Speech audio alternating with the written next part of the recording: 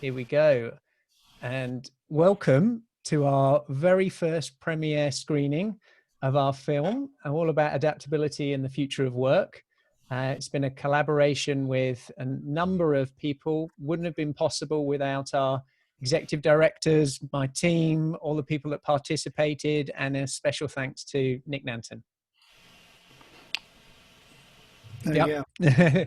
So before we get into things, I've got a little poll, and I would like to ask the audience, and this one, I want to cast your mind back perhaps before you heard about this film in particular, and just ask the question of, had you heard about AQ and adaptability quotient before you found us, before you registered to this event, and things? We'll be curious to know about that. And just as whilst people are doing that, everyone's flowing in on the chat of where they're from, which is absolutely excellent. And I'm delighted we're up to 83. So we did a little running poll earlier on how many guests might be joining us live for the event. They ranged from 400 and something to about 101. So we're well on our way for hitting that as we go. And here we go. So we've got 70 out of the 84 so far that have voted. I'll just give it a couple more minutes. Feel free to use the chat in there. We also have a question functionality. So whilst everybody is on mute, apart from the panelists, if you can remain on mute through, and then I'll invite people for certain questions. Do use that chat opportunity as we go. And I am going to end that poll because it's just been running for a minute so everybody can see. And let's share those results and see if everybody can see them. So interesting, about 57% had heard of it before, which is good. Very, very good of those things. Right. So I'd like to first of all welcome our panelists for the session after the film, and we'll go through and let each person just do a quick introduction to themselves. And if I start off with Nick Nanton, who's the director and genius storytelling person behind the film that you're about to see. So welcome, Nick. Thank you so much, man. Thanks for having me. And I didn't know if I was supposed to say anything before, but I appreciate obviously all the kind words, and what a fun collaboration. I can't wait till the world gets to see it here. Fantastic. Thanks, Nick.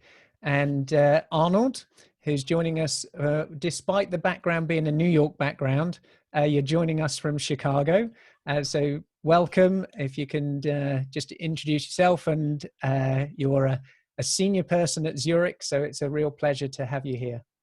Well, thanks for having me, Ross. I just wanted to show my adaptability of having a New York background, but sitting in Chicago.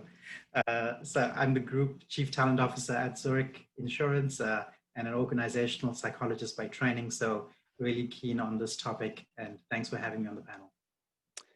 Thank you. Really excited to see what we come up with in the Q&A and what we solve through conversation. And next is Melissa. Very grateful for you to join us. Another contact through Amir and our partners at Propel. And you're a senior person at Salesforce with a really amazing background. So it's grateful for you to be here. So please introduce yourself to everybody. Absolutely, and thanks for having me. So I'm Melissa Huntley. I'm currently leading our talent experience function at Tableau Software, which is now part of Salesforce. And we've been doing a lot of really, really heavy integration work, and it's requiring a lot of adaptability. So this topic is particularly relevant for a lot of the leaders that I work with today. Very glad to be here.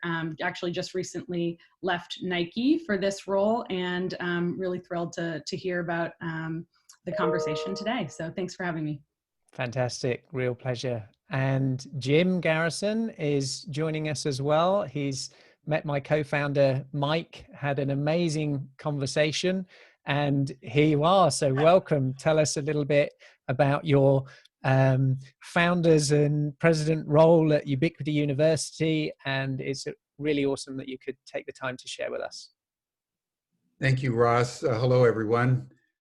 Yes, I'm Jim Garrison. I'm the founder and president of Ubiquity University, which is a global online university that's really focusing on how to empower young people, given world circumstances, to navigate with competency in an increasingly hyper-complex world. We launched what we called Humanity Rising as a offering with 400 partners from around the world on May 22nd, so that as we go through this pandemic, people have an open space for 2 hours every single day between 5 and 7 o'clock p.m. Central European time, to really just share how it is for them navigating through the pandemic and how we can work together in the spirit of what we call radical collaboration to ensure that the post-pandemic world is more sustainable.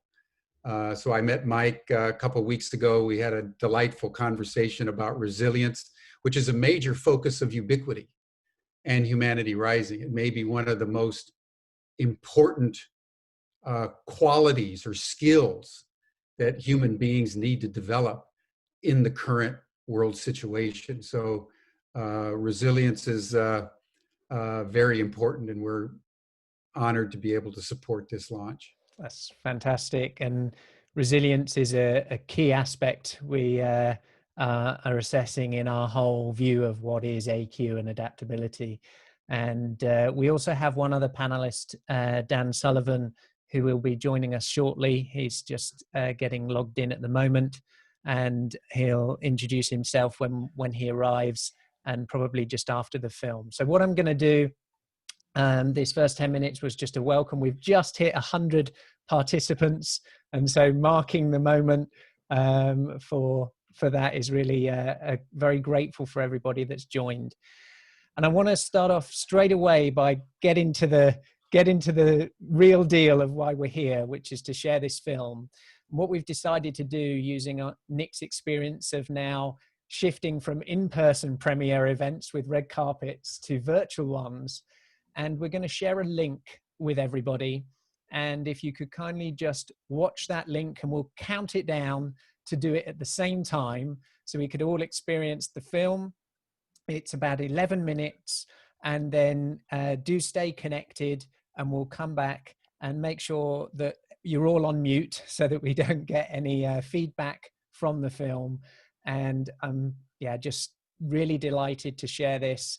And Mike and the team, when I did the first impact filter, which some of you may understand what that means, it's a one-pager on this crazy idea I had of doing a documentary film about adaptability as a startup with Nick Nanton. And we pulled it off in just under a year. So it's been a real ride. And without further ado, I am going to share you a little link to the film in YouTube that you can all, when I count down, I'm going to give you a few minutes just to load it up. If you pause it, and then I'll count you down to be able to watch it all together. So here is the link.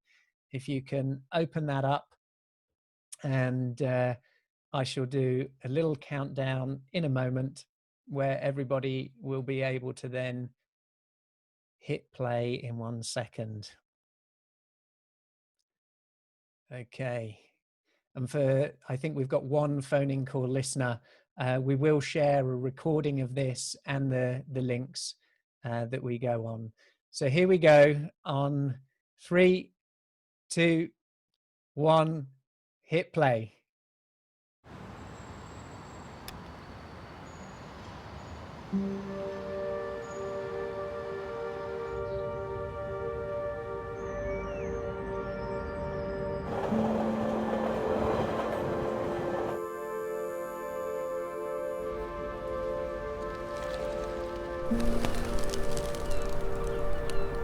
We're going to see more change in the next 10 years than we have in the last 100. That's really hard for our brains to understand.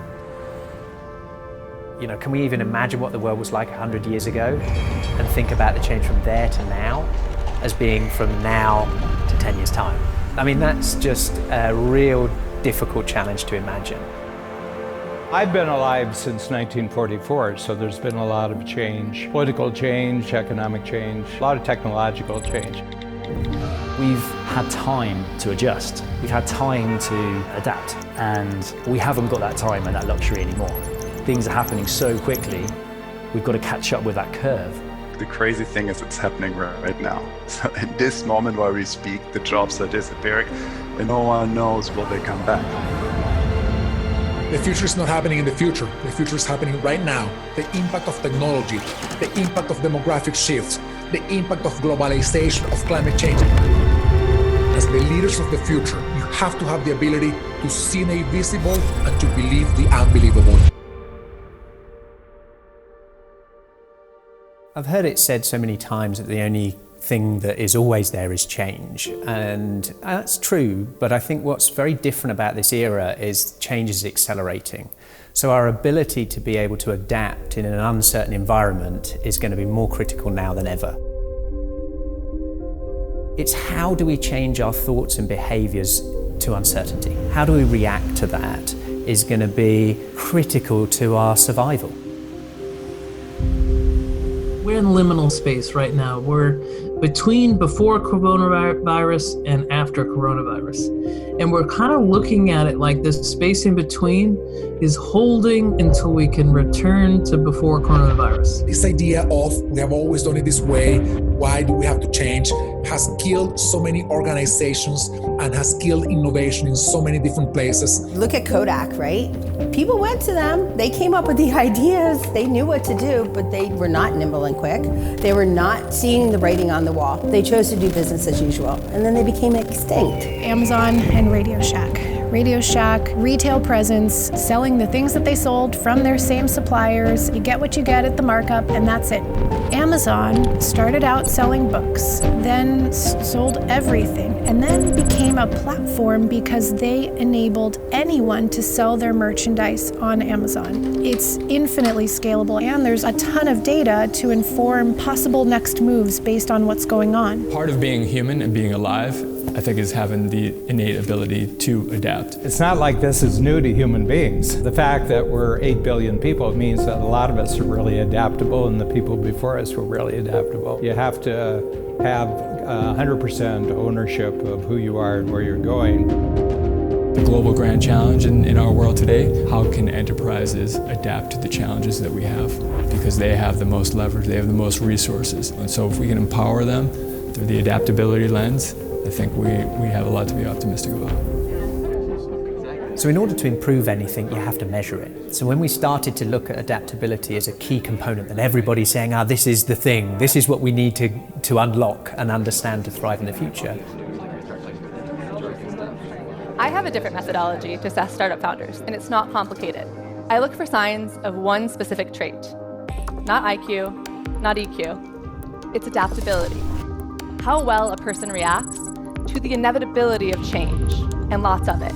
Adaptability itself is a form of intelligence, and our adaptability quotient, or AQ, is something that can be measured, tested, and improved. The whole concept of AQ, of adaptability quotient, we broke it down into 3 areas: ability, character, and environment. So AQ ability is how and to what degree do I adapt? It's a choice. Many people don't realize it's a choice, but I think it's a choice about how not only you want to react to certain situations, but what kind of people you want to surround yourself with. When people used to say things were impossible, my answer would be, okay, maybe it's impossible for you. It doesn't mean it's impossible for me or for someone else. You have to look at, is it possible from the laws of physics as we know them? And then the second is it a good idea? There's very little that's impossible. The world that we're living in today, where you can speak to your phone, or rockets are launching and then landing back down, AI, robotics, 3D printing, synthetic biology, augmented virtual reality, these technologies are enabling us to make those impossible dreams more and more possible every day. AQ character, it's who adapts and why. Some people will adapt because they're motivated by big goals, by growth, by achievement, while the others will adapt because I have to adapt. It's a duty. I must, otherwise I will lose my job. And you are actually not that because you adapt perhaps in a very systematic way. It's just your character, but your manager must know about that. The leaders right now in the middle of this virus are the ones who can say, how are my team members doing? What's going on in their lives? How do I inspire their human potential? How do I establish trust and psychological safety? So they can tell me if they're having a problem, because right now as we're all working remotely, a small problem becomes a big problem if you don't address it. I think there's new roles in organizations that perhaps need to be filled. Chief Future Officer. Who has a Chief Future Officer right now? What are we doing in Horizon 3? What are we doing way out in 10 years' time? What does our company look like? What matters is your constant focus on every day asking yourself, are you better off today intellectually, emotionally, and spiritually than you were yesterday? Never letting go of intellectual curiosity. The day you lose curiosity is the day you die. Your eyes can only see and your ears can only hear what your brain is looking for. In psychology, we call that selective attention. You shouldn't overly value your current identity. You shouldn't overly value your current perspectives, because hopefully your future self sees things better than you currently are. They've got a different situation, different perspectives, higher levels of wisdom. There's a really good quote from Alain de Botton, the British philosopher, but he basically said, if you're not embarrassed by who you were 12 months ago, you didn't learn enough. AQ environment is about when does somebody adapt and to what degree. When Darwin talked about survival of the fittest, it wasn't about competition. It wasn't about only the strong survive. It was the literal word of fit, right? To fit within the ecosystem. People spend 2/3 of their time in the office working. If they have a frustrating experience, a depressing experience, an experience that sucks when they have to go to work, then probably their life will be impacted in the same way. The leader's job is to grow people. Right? So a leader not only has to understand themselves, but is to get all of their employees at all levels to understand themselves and be able to adapt better. By empowering people, by not penalizing them for failures, I think an innate human quality to adapt could be freed up. We know that we need to prepare ourselves, but one didn't know how to prepare. So it was to my surprise that, such a thing like AQAI was out there that would enable us to measure ourselves, to benchmark and compare our data against what is considered to be best practice in the area of change and adaptability. So that was one of the key drivers for us on the UN and the UN system at large. The UN celebrates 75 years right now. There's a lot of things that we have done over these years that we need to change.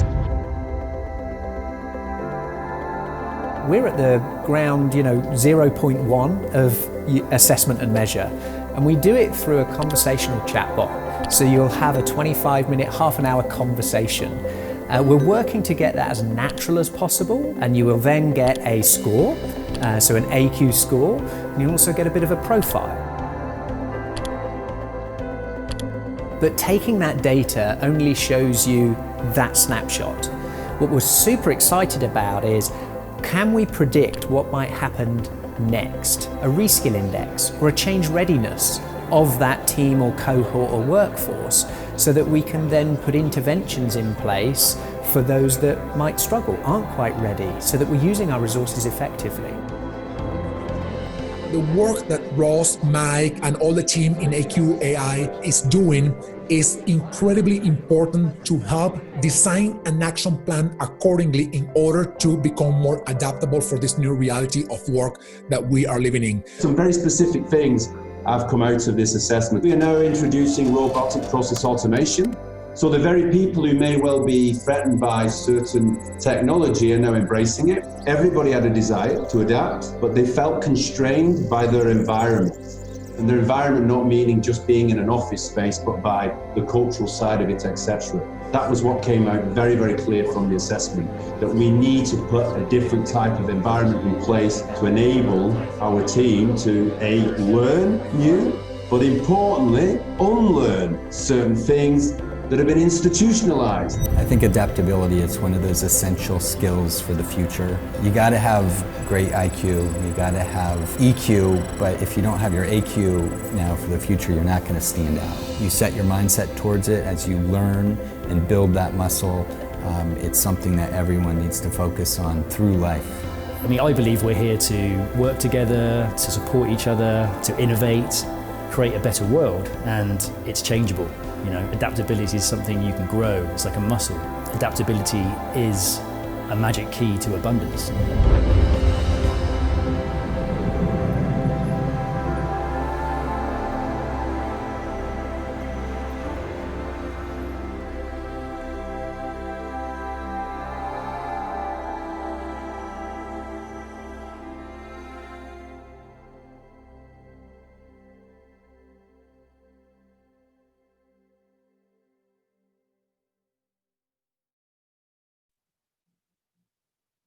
Some great comments coming in already.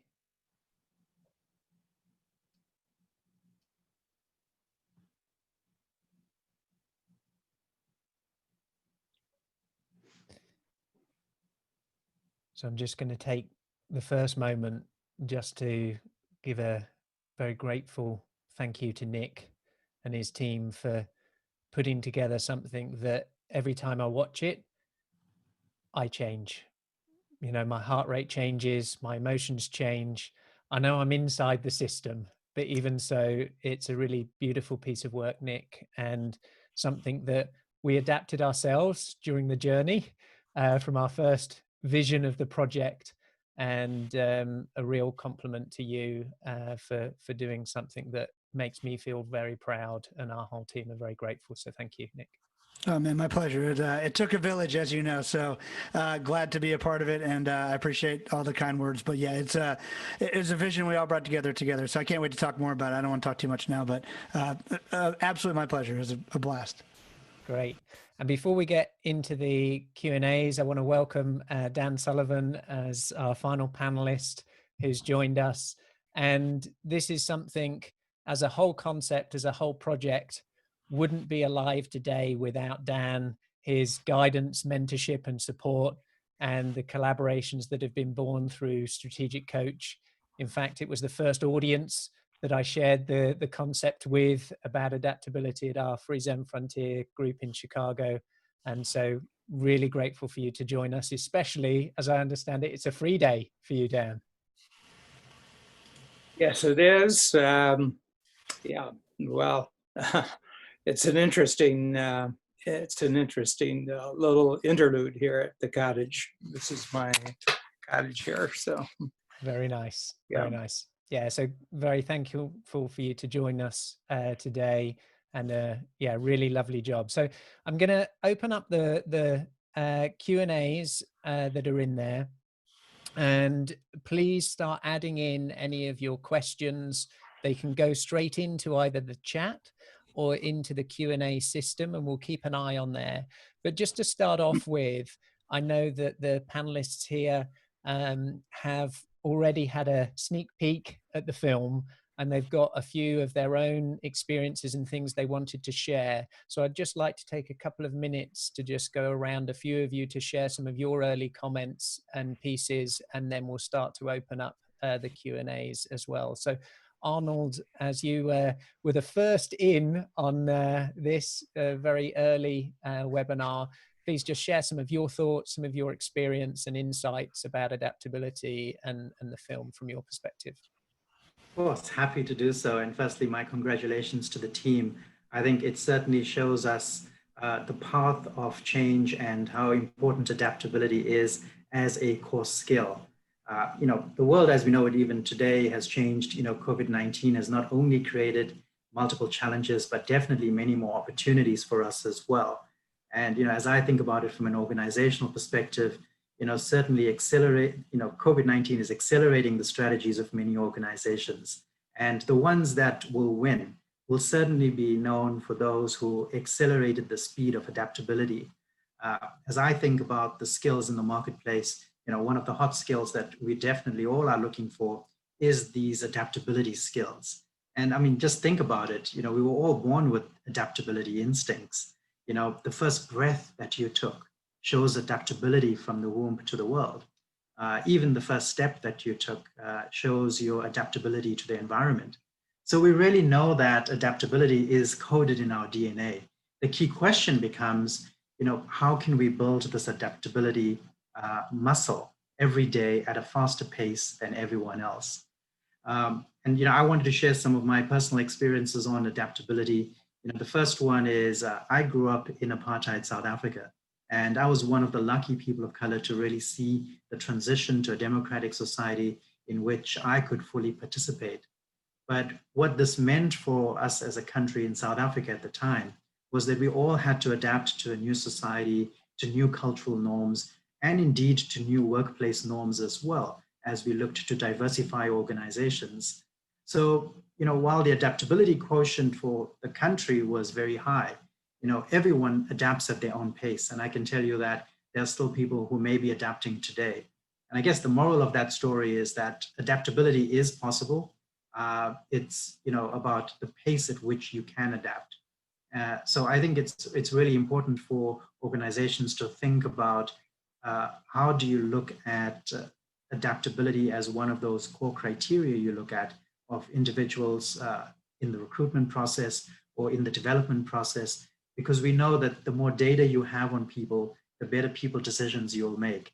And this may not be, the magic wand, but it certainly is a key ingredient that we would look at as we look at the future of work and the workforce of the future.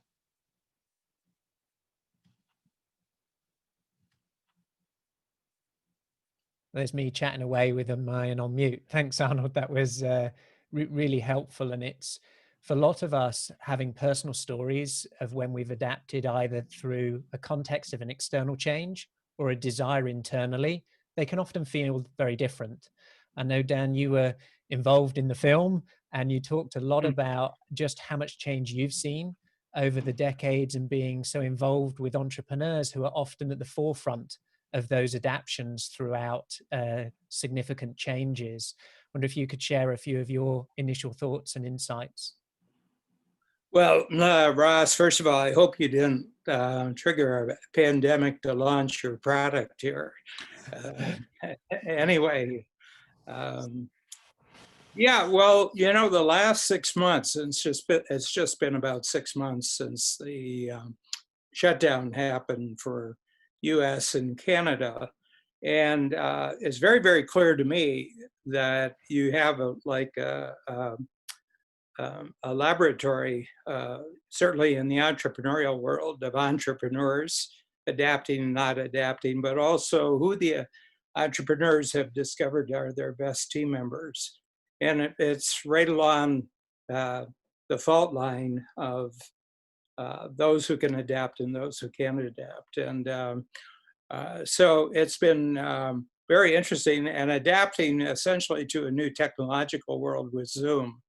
I wonder what the adaptability quotient is like at the Zoom company, because they went from 10 million users to, I think it was 10 million users to 380 million users in about 2 months.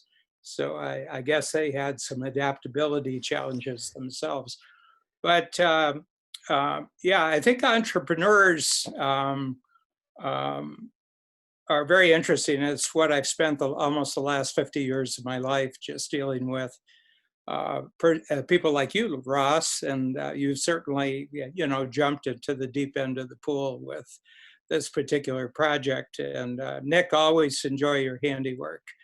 It's always such a great pleasure to see what you can do in such a short period of time.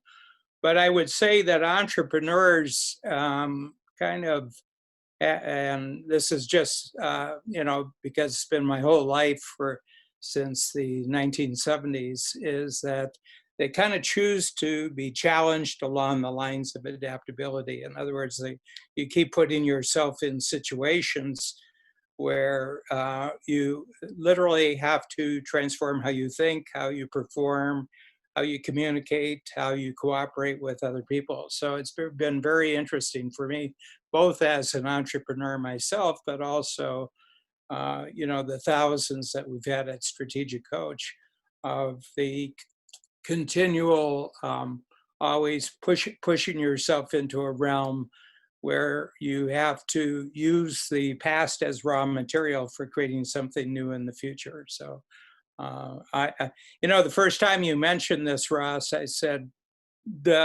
why didn't I think about that? But that's how all new things happen. It is. And I think sometimes things need the right context and the right timing to become the time for it. You know, some of these things aren't new, but it's about the way in which certain burning platforms or burning ambitions of individuals collide to then intentionally create a better future for individuals and for our workforces. And Melissa, I wonder if you could share some of your insights, and we'll close with Jim, and then we'll come to some of the questions. And we've kind of got a mix of questions happening, some about the film and the film process and things there, Nick, that we can talk about and share, and others specifically about adaptability, AQ, how do we improve it, is it important, and those sort of things. So Melissa, what's your kind of insights and thoughts, please? Well, you know, I've had the privilege of working closely with leaders at 2 world-class organizations over the last 6 months during this really unprecedented time. And many of them really senior leaders, and so many of them are really struggling, and they don't know why. And just to build on what Dan shared, there's this new reality where the playbook that I've had that has worked for me every time I've either gone to a new company or a new division, or gotten a new team, that playbook doesn't work anymore. And you know, for sure, you need to have a vision and you need to have values, but you've got to be flexible enough to modify how you're going to get there. I think it was Eisenhower who said, plans are worthless, but planning is everything. So it doesn't mean you shouldn't be planning and shouldn't have a vision. But I think what everyone is realizing now is that so much of that is going to change, and we have to be willing to figure out how to do that along the way. And the last thing I'd say is sort of building on what Arnold shared is, I would say I probably spend 25% of my time at work enabling leaders to shift, experiment as things change, deepen their own awareness, broaden their perspective, redefine who is the customer, who is the employee today, because who the customer is today and who the employee is today is very, very different. And so kind of using those old models is getting in the way of a lot of leaders being successful today. So very interested and very excited to think about how we leverage this data and just continue to learn in this space so that we can better predict who those future leaders are going to be, because it truly does seem that this is a much more predictive way of determining who's going to be successful in the future as innovation just continues to accelerate. Yeah, it's interesting, isn't it? Where how do we predict how someone will perform in an unpredictable environment? You know, in a highly complex, in an uncertain world, how are we able to understand the responses in a proactive way? Does somebody experiment and do something for the first time? Do they revert back to something that's always been proven to them? What's the combinations of things? How do we use, as you said, this data to get the outcomes that we're looking for in a very fast accelerating world? Jim, what's your thoughts? You talked a lot about resilience in the very beginning, and running an amazing session. Was it 82 days in a row of a 83? 83. So yeah, just give us some insights in your experience, Jim. Well, I just want to say the film was brilliantly conceived and executed. I think you guys are on to something powerful and profound. And I think that one of the things that I would say just initially is that the world is moving very much in the direction that Melissa just articulated. Not only are there no more playbooks, there's no more neutral ground. The pandemic has stripped the world of all illusions. All the playbooks are gone. And there's a whole new way that human beings need to now understand their relationship to a highly dynamic, volatile, changing context. And adaptability is emerging along with emotional intelligence and other intelligences as key. I think as we move into the future, Ross, my sense very deeply in that of ubiquity is it's not so much what you know that matters anymore, it's who you are. Because there's an old saying that circumstances don't make a person, they reveal a person. And a pandemic happens, we're all in lockdown, we're all engaging in social distancing. How are we reacting? How are we adapting is really revealing our character. And one of the things that Ubiquity is doing, which is very aligned with AQ, and the reason why Mike and I had the conversation a couple of weeks ago, we believe that moving into the future, we need a whole new way of assessing human competencies. And those competencies are soft skills, cross-boundary team building, emotional intelligence, leadership, critical thinking, but also adaptability and others. Imagine if there was what we call a UB Pass, a competency-based passport that people in companies, students in schools had. They all have competency passports. It's not about the degree you got from X university or Y university. When you show up to an employer, you got to show them what your adaptability quotient is. You got to show them what your emotional quotient is. And we are working on that very, very diligently to develop a self-assessment on core competencies. And we'd love to work with you guys on the adaptability resilience part that are linked to global standards. We call it the UB Pass. But all of us are being forced to really kind of reimagine our sense of who we are in the world moving forward. And adaptability is right at the heart of the competencies all of us need for a world that, and this is an important point with which I close. Adaptability is all about context. And we're being told by scientists all over the world that we are running out of time. Climate change is spinning out of control. And we have about 10 years to turn this thing around, or we could well lose the human world as we know it. And we all know this at some level. And so how we understand adaptability, the layers of adaptability between the individual and the organizational and the planetary, and how these levels interact with each other is really the challenge of our time. So again, I applaud you folks for what you're doing. And we look forward at Ubiquity and Humanity Rising to work with you in any way we can to get this out there. It's critical for human survival. Thanks, Jim. I think, it's fascinating, isn't it, that we enter into something with the knowledge that we bring. And each time we have conversations, the opportunity is to learn. And it's to learn things that we held close to us before that now might be valid or not valid. One of the most interesting things I would just like to quickly share and it's summarized a lot in Ben Hardy's new book, another collaboration through Strategic Coach. And Ben Hardy wrote a book called Personality Isn't Permanent. And I want to give everybody here the permission, the opportunity of thought to know that you can be somebody different tomorrow. Nothing is fixed. We used to think our character or our personalities or things were fixed objects. That's how a lot of the assessments and things have put us into categorizations. That is no longer true and not what we think. The view to shift and change based on our context, on our ambitions, on who we want to be, and evolve and create those things gives an opportunity of hope. And I'd like to shift over to some of the questions from the audience here and really engage deeply in a few of them. And as we're doing a film screening, and whilst the balance between adaptability and AQ and everything there, it's also about the film project.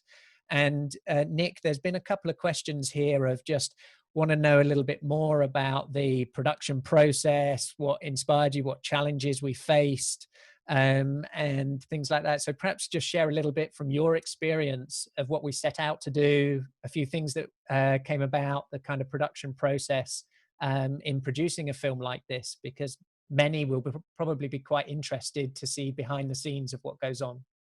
Sure, I'm happy to share it the best I can comprehend it. It all seems sort of like magic by the time we're done to me too. But what we really try to do is capture the heart of a story, and what most people miss in any story is the human element. They think they're covering a topic or an organization or an idea, but without the people, it doesn't matter. And so we really try to get as deep. It's a short piece, obviously. So one of the hardest parts is there's a famous quote: "If I had more time, I'd make it shorter." But it's super hard to be concise and emotional all within 11 minutes with such a big idea. So obviously we stole the best sound bites we could get from everybody. The big challenge from what I typically do is as the pandemic started to unfold, you and I we had just filmed at Dan's big event in Phoenix, in Scottsdale, Arizona, and we were waiting to do the rest of the shoots, and we kept. I kept sort of waiting and looking and pushing, and you reminded me it was about adapting, and so that we should probably try to do these interviews on Zoom. And so I agreed and said, I don't know what that's going to look like or feel like. Thankfully, I think it worked great. It was a great idea.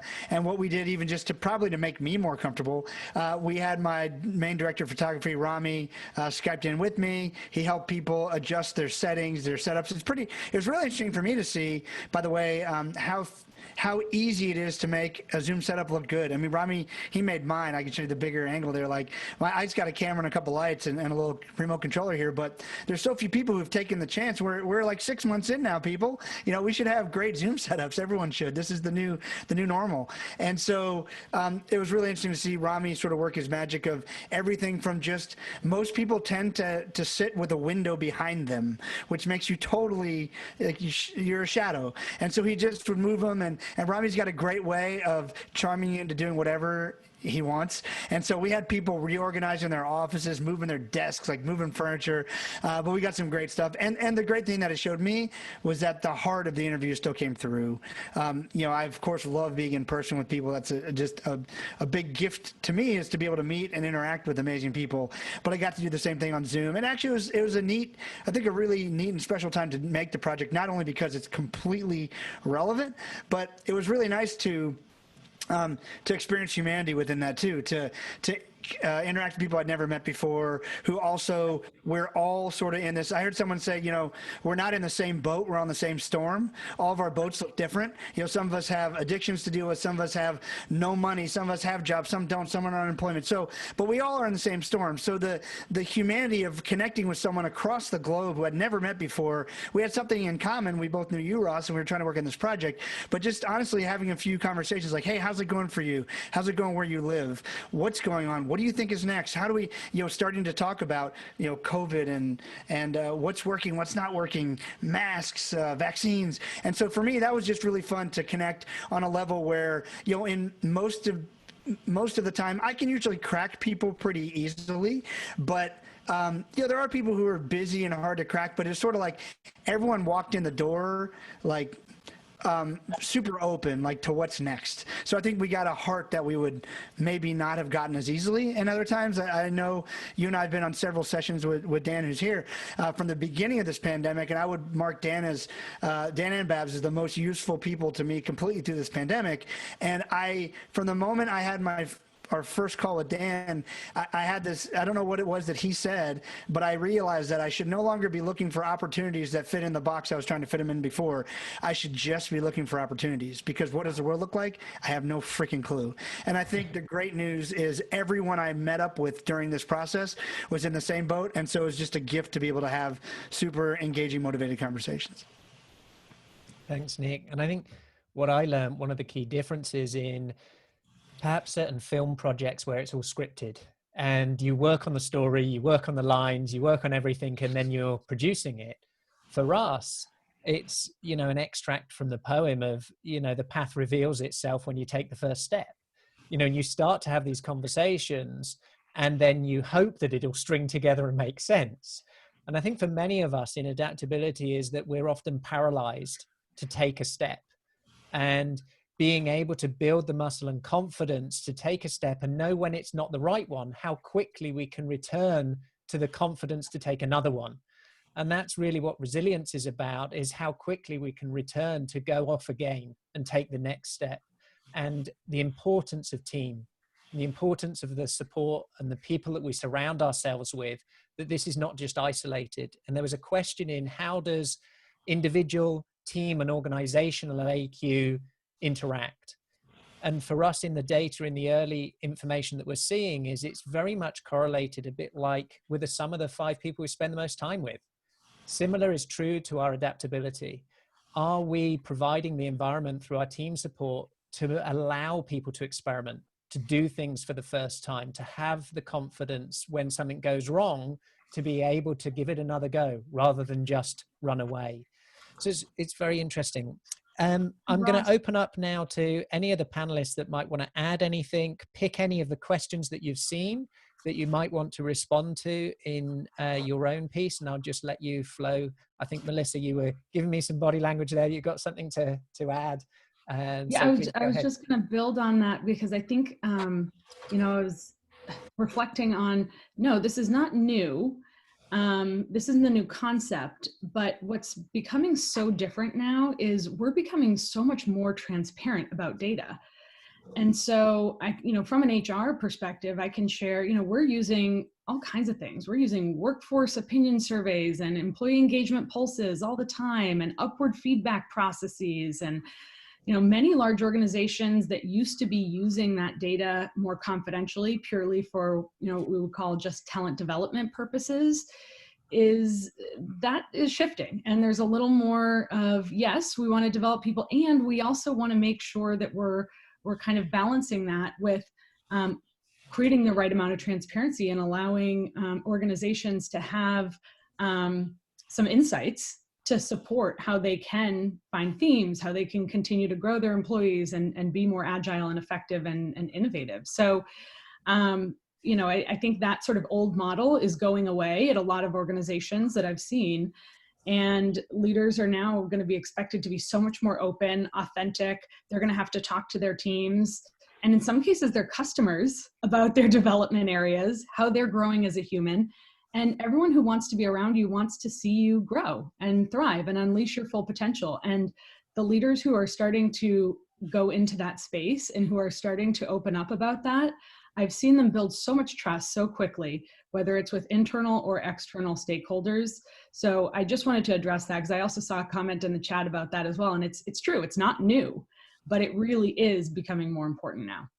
It is, and it's contextual, isn't it? About, is the environment one of psychological safety to open up the opportunity of conversation that we need to adapt, and that you want to be there for them and use this data in that way to do it.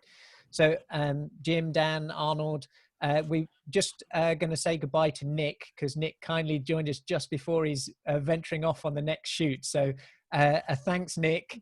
A round of applause and a very much a thanks to you. So thanks for joining again. I'll get on them again with you guys soon. Take care. Yeah, thanks, Nick. Okay, so yeah, Arnold, Dan, and Jim, anything from any of the questions that you can see that you want to pick up on, or any comments you want to add for the sort of last 10 minutes on this session? It goes real quick in our first piece, so please offer up. This is Arnold. The question from Valerie, it seems that a growing adaptability muscle begins with awareness. You know, so I think you're absolutely right. I think adaptability begins with that self-conscious awareness. And I think some of the tips that I have on how you can create your own self-awareness is consistently reviewing yourself. You know, in this panel, how did I do? In this discussion, what was my impact that I make? Ask for feedback. I think, you know, many times part of adaptability is that we forget to ask for feedback. If you are in a new environment, a new country, a new culture, a new role, working for a new manager, some of the simplest things we can do is forgetting about how can you ask for the feedback. And on the alternate side of that coin, it's how can you provide the constructive feedback as well. So I think that's you know, some simple ways on how we all can continue to build the adaptability muscle, because we know that the speed of building that muscle is what will be our true differentiator. Thank you. Jim, did you offer your hand? Yeah, I was just going to say to make the point that The capacity to adapt is old as the universe. Every species in a highly dynamic world is adapting all the time. The key is to adapt and zig while the universe is zigging instead of zagging while the universe is zigging. And it's worth pointing out that 95% of all the species that have ever lived on planet Earth are extinct. Survival is the rarity, not the norm. And so we have these, like it's the fear instinct or the fight flight instinct. We have these instincts, and civilization has given us a sense of normalcy where a lot of these instincts that were so powerfully present thousands of years ago have kind of gone to asleep. And all of a sudden, the world that was putting us asleep has been jolted by this pandemic. And all of a sudden, we're realizing, my God, we've got to think this thing through in fresh ways.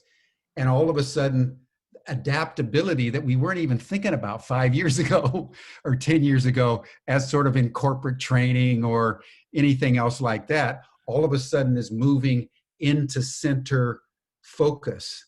And I think that is the key point here, is that there's ancient awareness, ancient knowledge, ancient wisdom, but given the changing circumstances, it'll pop up. One aspect of our ancient knowledge will pop up, and that's exactly what we need to survive and ensure that we make it into the next phase.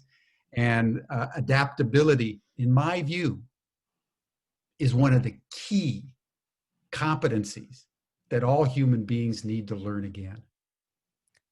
It is fascinating of how do we unlock and what awakens something, and also what's the blocker.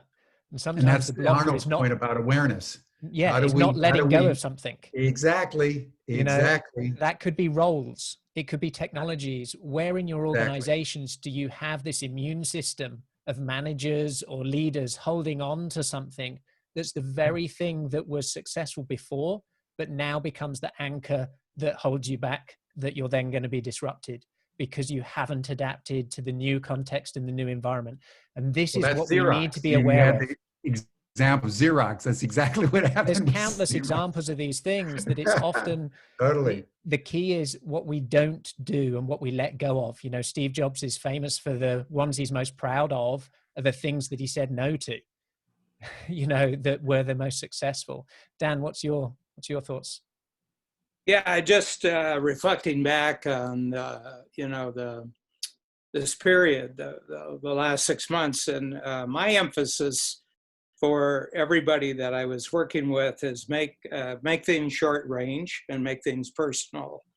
And so what I said is, like, I can operate in 24-hour frameworks, and there's progress I can make in the next 24 hours. And when I'm finished with that, there's more progress I can make during the next 24 hours. And the other thing is, who can I be a hero to? I have a direct impact on personal relationships. I have a direct impact. So how am I going to be during the next 24 hours with people that I make a real impact on? I think that's kind of contagious. I think we get confidence from each other.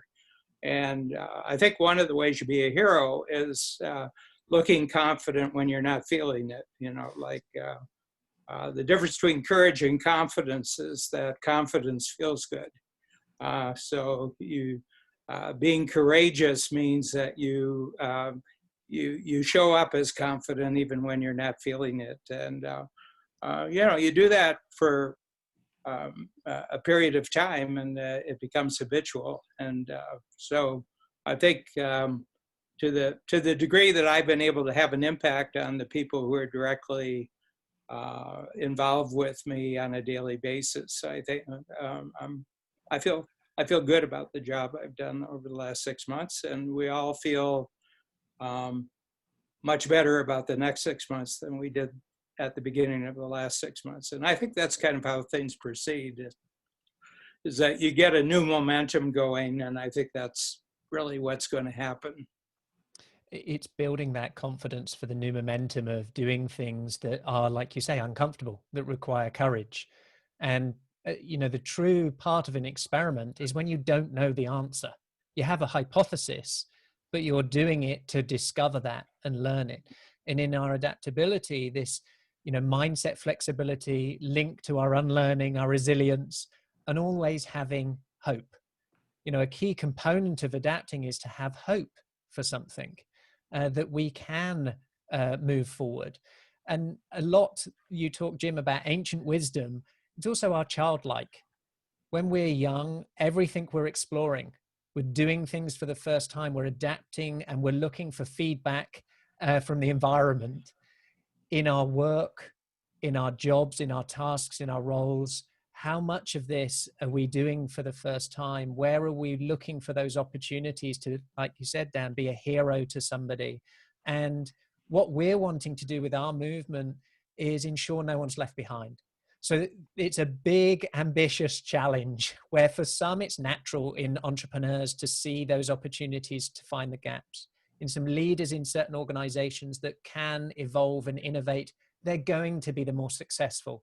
But surely it's our responsibility as leaders to help build the bridges and paths for others to ensure that they're not just left out, that they can say goodbye and thank you to something that served them before and give them opportunity to move to something that's tomorrow. And I think that's what we need our help with, and how to be a hero together is creating an environment of one of hope, that there is an opportunity to improve our adaptability across organizations. As we come to a close, we've got something that I want to share. So one thing is the assessment starts with awareness, then we start to improve it. How do we improve each of these things? There's exercises, there's ways in which we can do that. And we're collating all of these to then provide through the platform to people that are in there. We do have an area that we've set up for you so that you can start to engage in a deeper way with us, from our certification programs, if you're consultants and coaches, to opportunities to pilot and be one of our pioneering clients working with us in pockets or in further areas. So we'll send out some links and pieces for that. I do have one final poll that I'd like to do before we close out, and a massive thank you to everybody who's joined and our panelists. And the poll is just to get a sense and a view of a star rating for the film. And that would just be wonderful if you could share with us your thoughts of that body of work. And please do share it. You've had the link. There's an opportunity here to share this with colleagues, with friends, to inspire them to think about who do they want to be, who do they want to be a hero to, and what opportunities could we create for a better environment for all. It would be a really wonderful place if we can do that. Yes, you can share the link. I will add the link in. This is the link if you want to go a bit deeper, find out some opportunities for the certification programs, the opportunities for being a pioneer client. I'll also re-add the link for the YouTube video. Please share that now that we've released it in the wild. And we so far have got 55, so we've got 60% so far have voted for the star rating. I'll just hope that gets up to maybe 70 or 80. So if you haven't voted yet, please do. And any other final comments from anybody as we close out? I'm just eternally grateful for the people that are in my world. I feel very blessed and very grateful to have you, and I'm excited for what we're going to create moving forwards.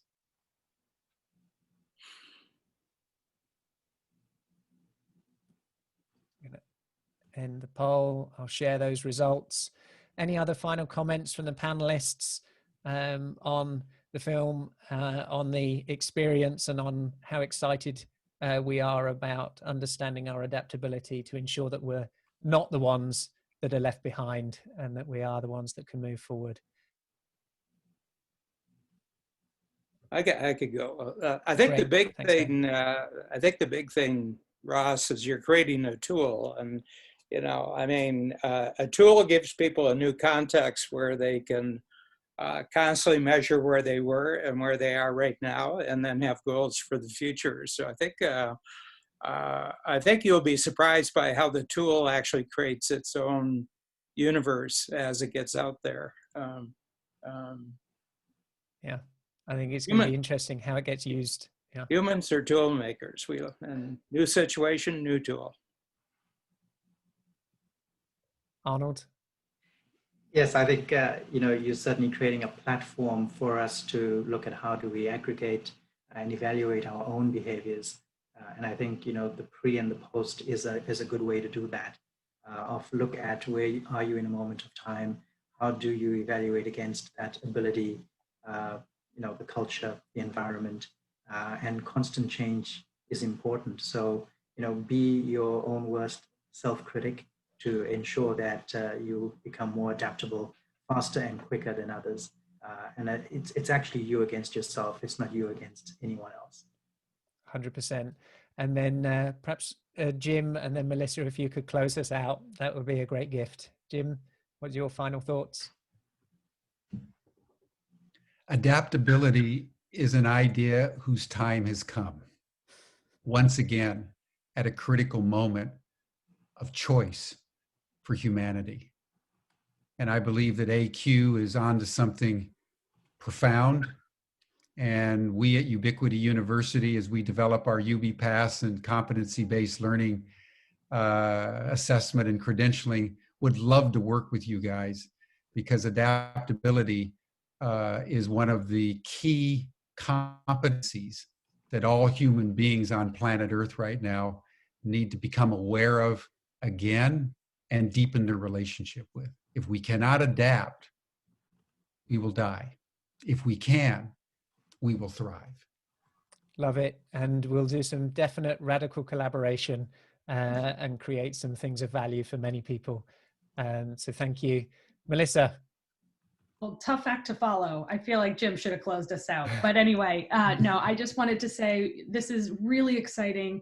We are absolutely at the beginning of our journey with all of this. And I think a lot of us realize we don't have all the answers. And so how we decide to use this, how we decide to experiment, it's going to be different in different organizations. It's going to be different in different places. But I'm excited to just start to continue this conversation and explore. And it's pushing the needle, and it's pushing us into a place where we haven't always been ready to have this conversation. And I'm sensing much more pull for this conversation and this kind of type of assessment. And so I think just let's continue to explore and talk.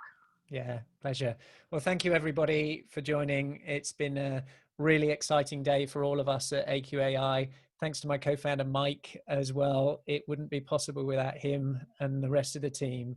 And here's to creating an abundant future. And as Mike, you said in the film, abundance is a magic key to abundance. I love it. So thank you, everybody. Enjoy your evenings or afternoons, wherever you are. Thank you, Mike. And reach out for any further questions, any bits, we're here. Thanks, everyone. Thank you. Bye-bye. Bye.